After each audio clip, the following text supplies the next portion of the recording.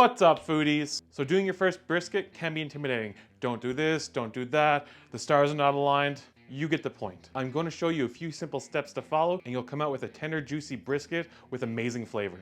You're not cooking for competition here, you're cooking for yourself. So sit back, relax, breathe easy, and enjoy the cooking process, because it's going to be at least 8 to 12 hours. Hey, I said it was going to be easy, not quick. Grab your favorite barbecue beverage and let's get into it. Okay, so first things first is picking out your brisket. So a brisket consists of two muscles, a point and a flat, and they're both connected by a strip of fat in the middle. So when you're picking out your brisket, you're looking for a uniform shape all around. You don't want your point being too thick and you don't want your flat being too skinny.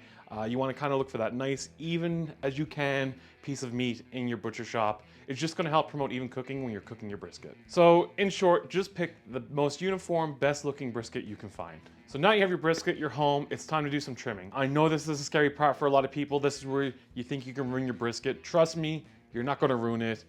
You're going to make a few little mistakes when you first do this. It's fine. Your brisket's still going to come out amazing. So the main goal here when trimming your brisket is to trim off any loose ends, any excess fat, and to make the brisket more uniform. You could just take this piece of meat right out of the packaging, season it, and throw it on the barbecue, and you'll still come out with a tender, juicy brisket. You might have a bit more silver skin to make it a little bit more chewy and have a lot more fat, and your bark won't develop as nice, but it'll still come out really good. So don't stress too much about this part. It's going to be awesome. So some tips when you're trimming your brisket: make sure you have a really sharp knife and your meat's cold. The colder the meat is, the easier it is going to be trim off that excess fat. First, we're going to start with the top of the brisket. So what you want to do is start by trimming a thin layer from the two long sides, making it a little bit more uniform. If you see any pieces of meat that are just hanging off, go ahead and trim them off. Same goes for fat. Now we're going to trim down the big piece of fat on top of the brisket. So you want to trim this down to about 1/4 of an inch thick.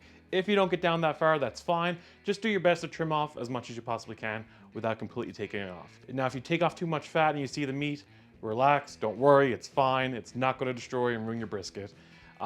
Just try your best not to do it and move forward. And just keep trimming it down to about 1/4 of an inch thick. What you want to do is cut at an angle as you're going down the length of the brisket, holding the fat as you cut. Flip the brisket over, there's a big piece of fat that you want to cut off. Just go ahead and cut that off. Trim up any extra fat and silver skin to clean up the bottom.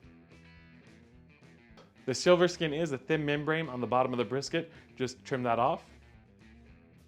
Oh, by the way, while I was trimming the brisket, I got distracted by a screaming toddler and forgot to show you, there's a big piece of fat on the side of the brisket you want to trim off. Now, you don't need to do this. It'll just leave a big chunk of fat on your meat. It's not really appetizing, but it won't affect your brisket in the end. Just cut into it with your knife, little short strokes, and follow the muscle and just remove that out. Like I said, the goal is just to trim it up, make it a little bit more uniform, and have less fat on it.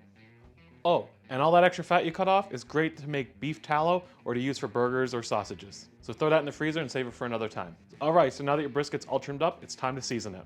I like to season mine about 24 hours before I smoke it to do a dry brine. And what that's gonna do is help the seasoning penetrate the meat more. If you don't have 24 hours, that's fine. Just season it just before you're ready to smoke it. Now, I like to keep the rub simple for my brisket. I like to taste more of the meat flavor than the seasonings. So I just use 50% kosher salt and 50% black pepper for my rub. And I put that into an old spice shaker and just shake it up. Now, just because I do that doesn't mean you have to. You can do whatever you want. This is where you can really experiment and make the brisket your own. If you want to add garlic granules, onion granules, paprika, smoked paprika, any flavors you want, this is where you can add them and really make it your own brisket. And if you don't want to make your own rub, just pick some up from the store. That's totally fine. A store rub is still going to come out amazing, and it's a little bit less work on your side. So be generous when you're putting your rub onto your brisket. It is a big piece of meat. Shake the rub all over, the top, the bottom, the sides. Pat it on with your hands to make sure it sticks. Now that my brisket's all seasoned and you're doing this the day before, take your brisket, place it onto a wire rack, and put it into the fridge. Placing the brisket onto a wire rack is going to help the air circulation around the brisket. Do a little cleanup and get your smoker ready. And if you're using a pellet smoker like I am, make sure you have enough pellets in there to smoke for at least 10 to 12 hours. If not, fill your hopper.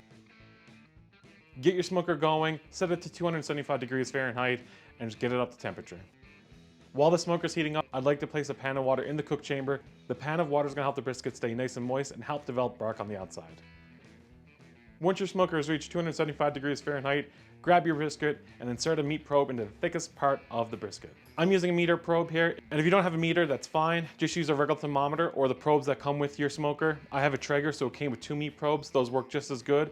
but I like the meter because it is wireless. The cool thing about the meter is it gives you an ambient temperature of the smoker. So if you notice that the temperature goes from 275 to 150, you know there's something going on. It probably means you're out of pellets or there's a clog in your hopper and you need to go address that and fix it. If you'd like a meter probe, there's a link in my description below for 10% off your first order. Just a disclaimer, I do get some commission off that sale. It does help the channel and I appreciate it. Now there's two ways you can place the brisket on the smoker, fat side up or fat side down. Now this is entirely up to you.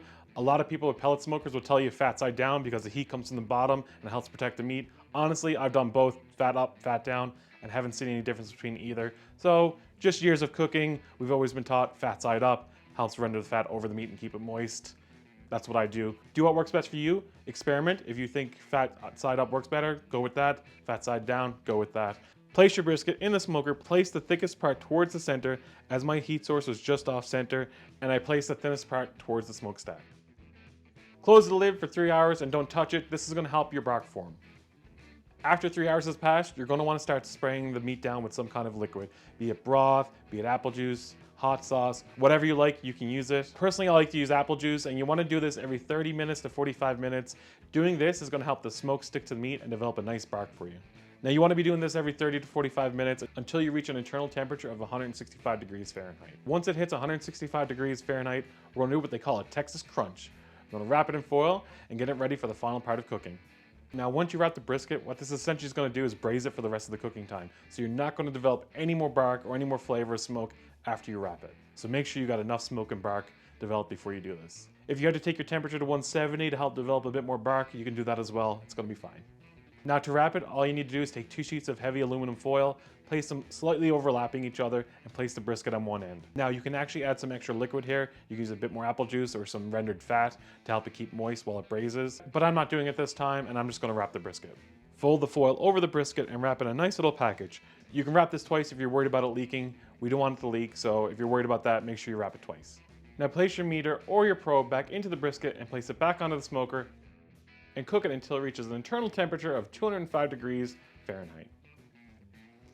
Once it's reached temperature, remove from the smoker and let it rest for 1 to 2 hours. At the bare minimum, you want it to rest for at least 1 hour because if you cut it too soon, you're gonna let juices go everywhere and it's gonna be a dry brisket. And you don't wanna do that. And after 8 to 12 hours of cooking, that's the last thing you want is the very last bit, ruin the brisket. This is one of the one things that can ruin it. Just let the meat rest and relax. Once it's rested, remove it from the foil and place it onto a cutting board.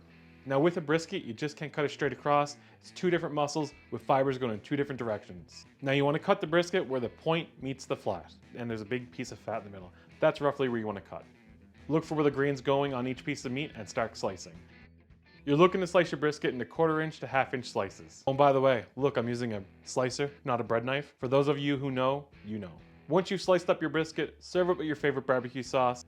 I didn't make any barbecue sauce today. What I do like to do is take my favorite barbecue sauce and cut it with a bit of apple cider vinegar. The more acidic sauce helps cut the fat and make it a really nice combination with the fatty meat. And there you have it, your first brisket.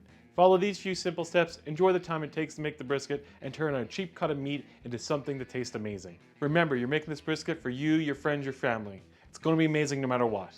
And the more you do this, the better you'll get. And refine this recipe and make it your own. Thank you for watching, and if you liked the video, give it a thumbs up, subscribe down below, and until next time, FOOD-DEE, out.